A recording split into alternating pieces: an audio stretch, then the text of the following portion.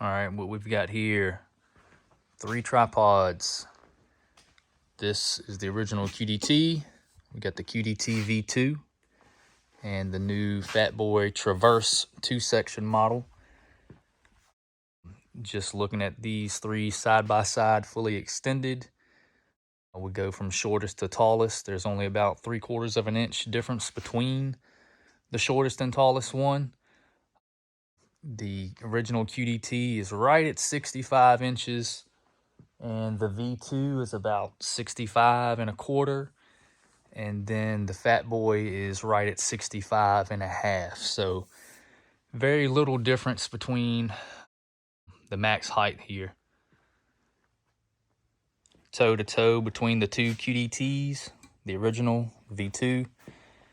You see the original is just a little bit longer, a little bit wider of a base, and I think the Fatboy comes in kind of in the middle. We'll put those together.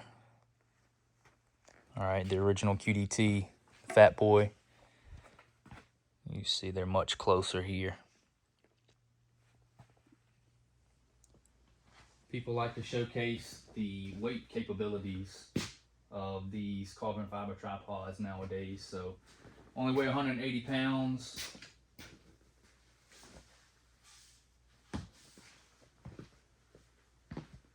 V2 and the Fatboy.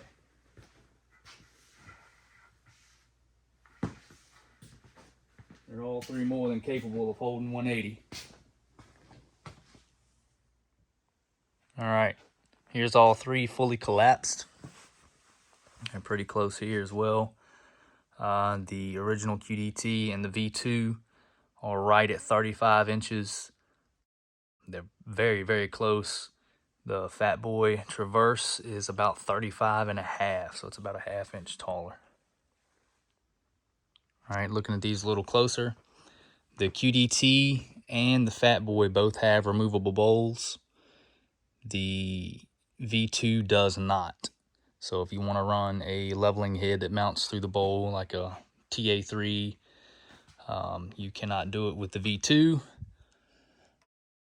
Also with that, I could not get my TA3 to lock up tight in the original QDT, but it does lock up tight in the Fatboy, and we'll look at that here in a bit. All right, looking at the apexes, the original QDT has the bigger apex, this big triangle shape here. The V2 is, of course, smaller. That's how they shaved off. I believe it's close to a pound. We'll have to weigh them out. But this one should be quite a bit lighter than the other 2. The Fatboy's apex is slightly smaller than the original QDT. So here's that guy removed. It's got a low profile hook there. It's nice. It doesn't hang down too low. You can unscrew that and take it off if you want to. And looking at the little detent here, or the platform release, it's got like a little hook pretty much that pops out and hooks onto that little lip there. But that locks it in nice and tight. Got a nice lever here. You can pull it out and rotate it if you need to kind of keep it out of the way. That's pretty nice. The original QDT, this has like a little ball detent right there that rides in that little groove. And you see the hook's a little bit longer and wider on this one.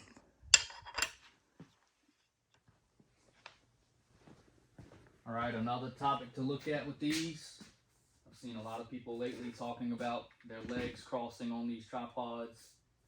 This being the original QDT does allow that to some extent.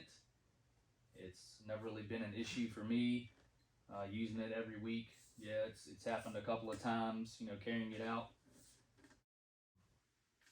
Essentially it's the legs are crossing up like that. It annoys some people, I can see that. But not a huge deal for me. The V2, kind of cured that for the most part. Depending on which leg you fold in, it kind of hits the centerpiece right there under the apex. So one of these legs will let it go in or cross further than the other two, and that's the extent of that. If I push, say, this leg through, it stops earlier because it's hitting that center portion in a different spot. But I say for the most part, the QDT has resolved that. It's a little lower profile too, which is nice. And then the Fatboy, this has a hard stop there, so it will not let it go past that point. So it hits right there and that's it. So the way the top of the legs are machined, it will not allow the legs to cross. All right, now we'll look at some weights. This is exactly how it comes shipped. We're looking at 4 pounds and 13 ounces for the QDT V2. All right, here's the original QDT. This one comes in 5 pounds, 8.8 ounces. All right, for the Fatboy, it is the heaviest at 6 pounds, 3.8 ounces. All right, weapons clear and safe. Getting back to the leveling head, this is the original QDT with a TA3. It will drop in. It just does not lock up tight enough for me. It might be hard to see on camera, but it will get some play between the top of the apex here and the TA3. So it wasn't tight enough for me. I know some people will shim it with like some electrical tape or some type of little shim to kind of tighten it up some. I'm not really a fan of doing that, just because nothing's really locking this in to the apex there. But we'll try it out on the Fatboy. All right, here we are with the Fatboy in the TA3. This definitely locks it in a lot tighter. There's no movement there at the apex and at the head.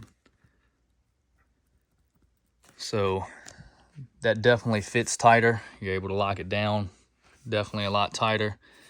And like I said before, you can pull this lever around too if you need to get some more leverage on it. That's one thing you cannot do with this on the original QDT. So you can only push it so far.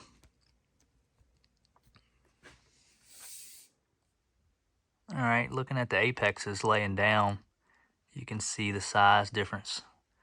See how much smaller the V2 is.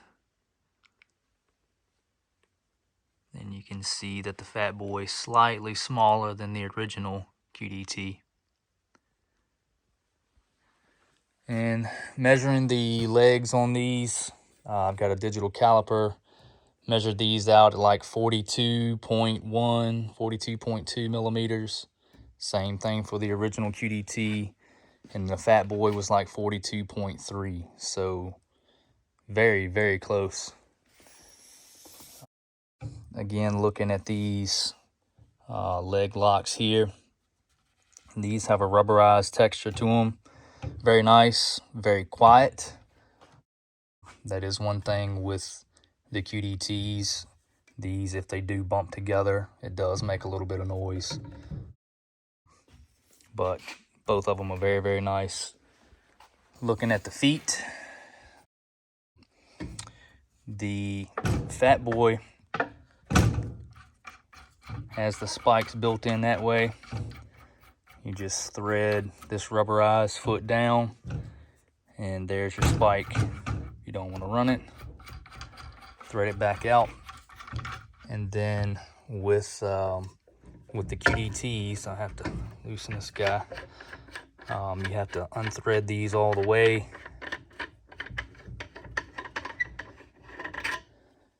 spikes right there. You just flip that around and run the spike through on the end and just thread it back in.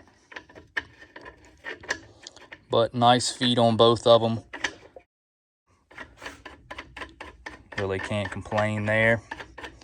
There's not, some of the other tripods like the Phasals have a cap that goes over the end of the leg. Those can come off. They get stuck in the mud and stuff. But overall, looking at these, of course, all three really nice tripods. I do like that this one has a built-in pad there on one of the legs. It does make it a little bit softer for carrying a heavier rifle. And you can look at how the V2 collapses down. You can see how much more of a low profile that has than the other two. But if you don't want to run a TA3 style leveling head, something that goes through the apex, through the bowl there, that's a really good option.